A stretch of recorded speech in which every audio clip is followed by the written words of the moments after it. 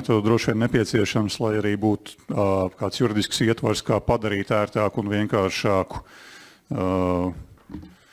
šo pasākumu īstenošanu no gala patērētāja viedokļa raugoties, proti no tā, kurš saņem energoefektivitātes pakalpojumu, proti tas būtu iedzīvotājs, dzīvokļa ēkā, varbūt savā privāta mājā, kādās gadījumos konkrētos, bet runa šeit ir par mērogu, tad mēs laikam runājam tomēr par daudz dzīvokļu ēkām, kur iespējami standartizēt risinājumi ļautu sasniegt vairāk klientu.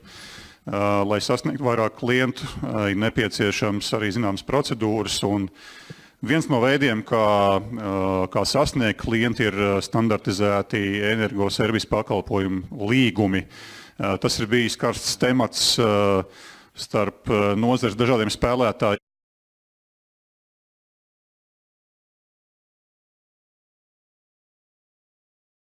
Jau ilgst, cik ilgi jau, un nepieciešamības gadījumā droši vien varēs kaut ko komentēt dienas beigās, bet šobrīd es lūkšu Raimondu Švanku no Atkal jauns nams. Raimondam jau ir atkal jauns nams, viņš pastāstīs, kā visiem pārējiem tikt pie atkal jauna nama ar energo servisu pakalpojumu līgumu palīdzību. Lūdzu, Raimond.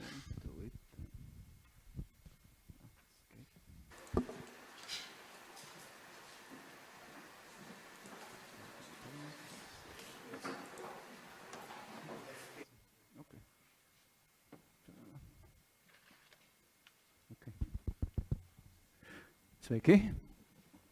Tātad es pārstāvu jaunu energoefektivitātes pakalpojumu uzņēmumu, Ekoenergā, kas ir viens no Sunshine konsorcija partneriem. Mēs darbojamies Dobelē ar mērķi savest kārtībā Dobeles daudzdzīvokļu mājas un būtībā pārtaisīt Dobeli, kas attiecās uz māju sektoru, par modernu un mūsdienīgu vietu, kur dzīvot. Šodien es jums pastāstīšu par energoefektivitātes pakalpojumu līgumu, ko mēs esam radījuši Sunshine projekta ietvaros. Pastāstīšu par iemesliem, kāpēc šis līgums ir radīts, īsi par tā būtību un par tā struktūru. Pirms pāris nedēļām Latvijas pirmās televīzijas kanālā bija raidījums Aizliegtais paņēmiens, kur žurnālisti uzdeva vienas daudzdzīvokļu ēkas iedzīvotājiem Rīgā. Viņi intervēja staigāt par visiem dzīvokļiem un intervēja viņus un prasīja, vai viņi ir gatavi ēkas renovācijai, kā viņi to sauc. Un rezultāts īstenībā bija pārsteidzoši labs, jo lielākā daļa cilvēku teica, jā, ka viņi ir gatavi un viņi saprot, ka tas ir vajadzīgs, taču var redzēt, ka neviens to īsti negrib uzņemties darīt. Un tātad viņus, šos īpašniekus no savas ēkas saviešanas kārtībā attur viens otram pakārtot iemesli. Pirmais ir šīs ēkas atjaunošanas procesa izpratnes trūkums, kas attiecīgi rada bailes uzņemties atbildību par kaut ko, kas nav īsti saprotams, un bailes no ar to visu saistītajiem riskiem, kā finanšu un veiktspējas riskiem. Un tie visi ir pamatoti un saprotami iemesli, jo arī mēs, neviens no mums, labprātīgi neuzņemtos atbildību par kaut ko, ko mēs īsti neizprotam. Un sevišķi runa iet par naudu, par savu un kur nu vēl savu kaimiņu naudu. Tāpat laikā mūsu ikdienā mums ir nepieciešams un mēs izmantojam daudz ko, tādu gan produktus, gan pakalpojumus, ko mēs paši īsti neprotam izgatavot un īsti nesaprotam, kā tas darbojās. Taču mēs tos regulāri izmantojam, jo mēs uzticamies tiem, kas šos produktus vai pakalpojumus mums sniedz. Un veidojot jaunas attiecības vai sadarbību ar pakalpojumu sniedzēju, šīs uzticamības pamatā mums ir nepieciešama pārliecība, ka šie produkti vai pakalpojumi būs atbilstoši noteiktiem standartiem.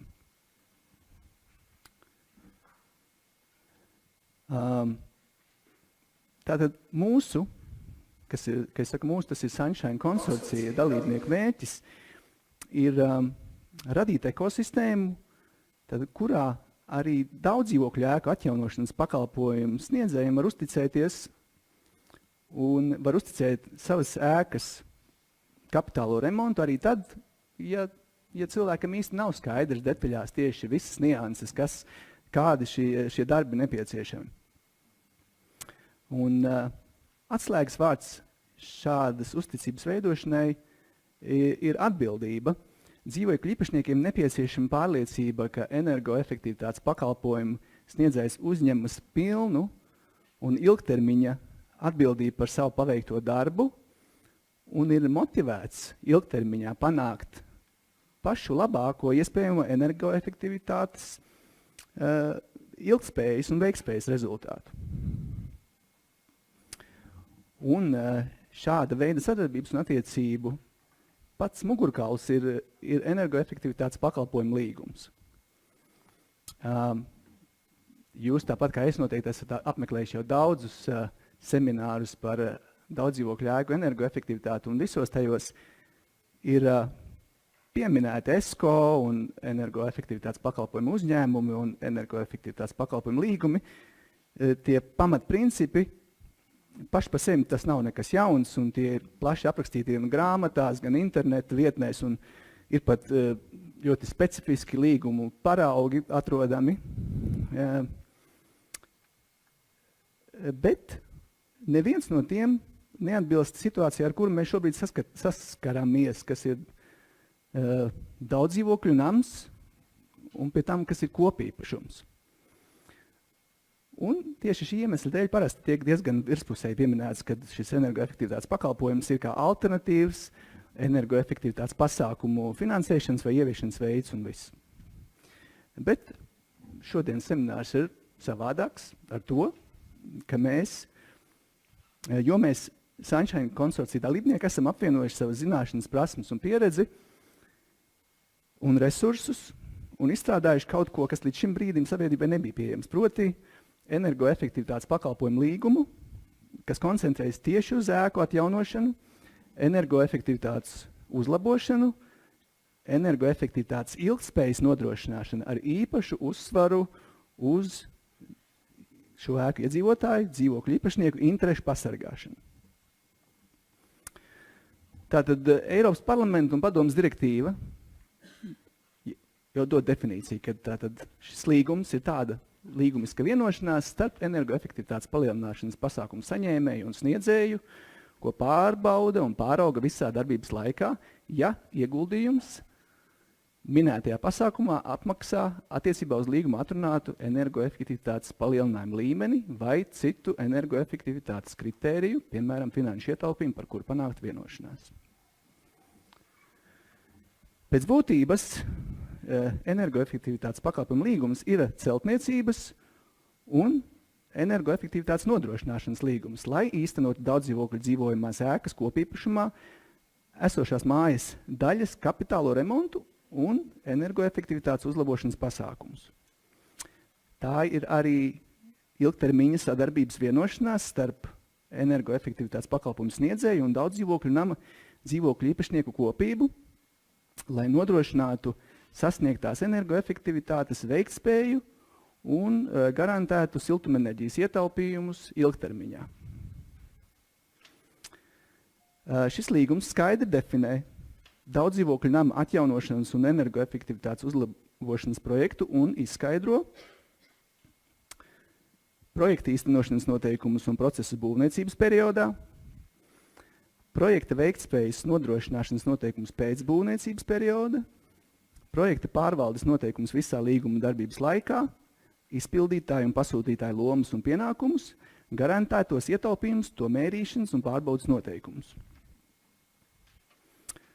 Izpildītājs apņemas kapitāli izremontēt, uzlabot, modernizēt nama kopīpašumā esošo mājas daļu, panākt noteiktu līgumā skaidri definētu nama kopējā siltumenerģijas patēriņa samazinājumu, nodrošināt veikto darbu, uzstādīto iekārtu, izmantoto materiālu veiktspēju un ilgtspēju un nodrošināt panāktā nama energoefektivitātes līmeņa veiktspēju un ilgtspēju. Pasūtītājs savukārt apņemas veikt regulārus un laicīgus ikmēneša maksājumus par izpildītāju sniegtiem pakalpojumiem. Kā var redzēt, Tā proporcija, atbildības proporcija ir viennozīmīgi ir uz izpildītāju. Viss energoefektivitātes pakalpojumu līgums balstās uz 4 garantijām, kas ir šī atbildība, ko uzņemās energoefektivitātes pakalpojumu uzņēmums. Tātad tās ir siltumenerģijas patēriņa samazinājums, iekštelpu gaisa un karstā ūdens temperatūra, gaisa apmaiņas apjoms, pakalpojumu kvalitāte. Tātad pirmais – siltumenerģijas patēriņa samazinājums. ESCO uzņēmums nodrošina samazinātu siltumenerģijas patēriņu, kas tiek mērīts kilovatstundās uz apkurināmo platības kvadrātmetru gadā un garantē, ka pēc kapitāla remonta pie normalizētiem meteoroloģiskiem apstākļiem ēkas siltumenerģijas patēriņš nepārsteigs noteiktu sadarbības līgumā skaidri definētu līmeni. Ja panāktais siltumenerģijas patēriņa līmenis jebkurā sadarbības gadā ir augstāks par līgumā garantēto, izpildītājs ir finansiāli atbildīgs sekt radušos izmaksu starpību un uz sava rēķina veikt papildus energoefektivitātes uzlabošanas pasākums, lai panāktu garantēto patēriņa līmeni. Garantija numur 2 ir iekštelpu gaisa un karstā ūdens temperatūra. Izpildītājs nodrošina un garantē noteiktu līgumā skaidri definētu gaisa, kas ir apkurs sezonā, un karstā ūdens temperatūra dzīvokļos, ar ēkā uzstādītu enerģijas patēriņa mērīšanas sistēmu. Izpildītājs attālināti var sekot līdzi siltumenerģijas patēriņam, gaisa temperatūrai, karstā ūdens temperatūrai, un tas ļauj nodrošināt šos pakalpojumus ļoti augstā kvalitātē un nodrošināt līgumā definēto komforta līmeni. Garantija numur 3 ir iekštelpu gaisa apmaiņas daudzums. Izpildītājs nodrošina un garantē pastāvīgu, komfortablu un sabalansētu svaigā gaisa padevi, kā arī piesārņotā gaisa un liekā mitruma izvadīšanu no visām dzīvokļu telpām, atbilstoši spēkā esošiem Latvijas būvnormatīva un Latvijas Republikas Veselības ministrijas noteiktiem standartiem. Un tātad 4. pēdējā, bet nemaz svarīgākā ir visu pakalpojumu kvalitāti. Izpildītājs nodrošina un garantē visu līgumu ietvaros veikto darbu, uzstādīto iekārtu, izmantoto materiālu, kvalitāti un ilgtspēju visā sadarbības laikā, kā arī veids enerģijas patēriņa datu uzskaiti, sasniegto rezultātu regulāras pārbaudas un šīs informācijas ērtu pieejamību dzīvokļu īpašniekiem. Tātad, tā ir līguma būtība. Tagad es jums gribu parādīt, kāds tas līgums izskatās strukturāli. Līgums ir nopietns dokuments, viņš šobrīd pašreizajā redakcijā ir 70 lapas puses garš, iekļaujot pielikumus. Tas izklausās diezgan briesmīgi, bet līdz tam brīdim, kamēr redz, kā viņš ir strukturēts, viņš ir saorganizēts tā, lai arī cilvēkam, kam nav juridiskā izglītība, lai cilvēks, arī daudzdzīvokļu mājas iedzīvotājs varētu saprast, kādas viņam ir tiesības, ko viņš iegūst, un saprast visu šo līgumu niansēs.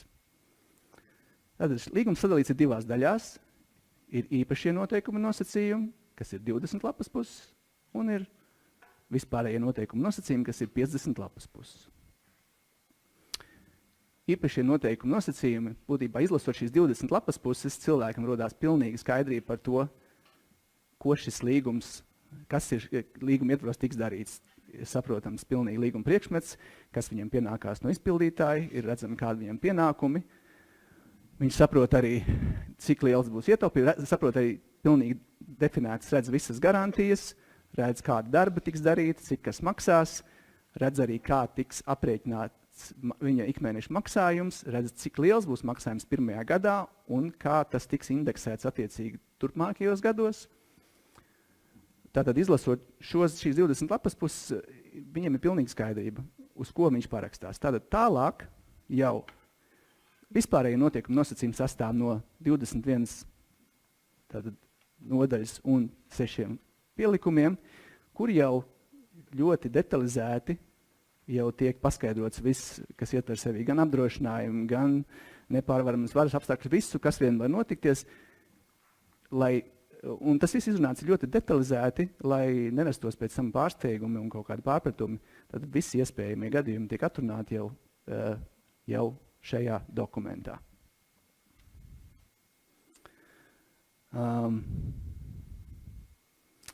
Tā, es esmu būvprojektu vadītājs, un es esmu uzņēmējs, un man patīk sajūta, ka es varu pelnīt, dodot saviem klientiem tiem tiešām nepieciešamu un patiesu, nevis iedomātu vai kaut kādā veidā izskaistinātu labumu. Un tad es redzu šo milzīgo, kas īstenībā ir neparasti, ka mēs runājam par Latviju, bet es redzu šo milzīgo tirgu, vecās padomju laika daudzdzīvokļu ēkas, un es redzu šo milzīgo potenciālu, kas ir iespējams. Un jau ir sen pierādījies tas, ka cilvēka zemapziņa un attieksme pret dzīvi ļoti ietekmē viņa tiešā apkārtējā vide.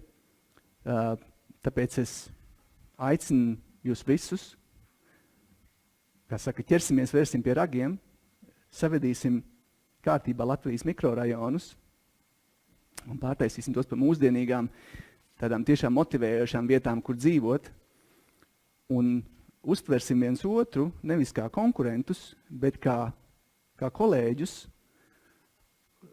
palīdzēsim viens otram ar padomu, jo šis tirgus ir milzīgs un darba tajā pietiek daudziem energoefektivitātes pakalpojumu uzņēmumiem.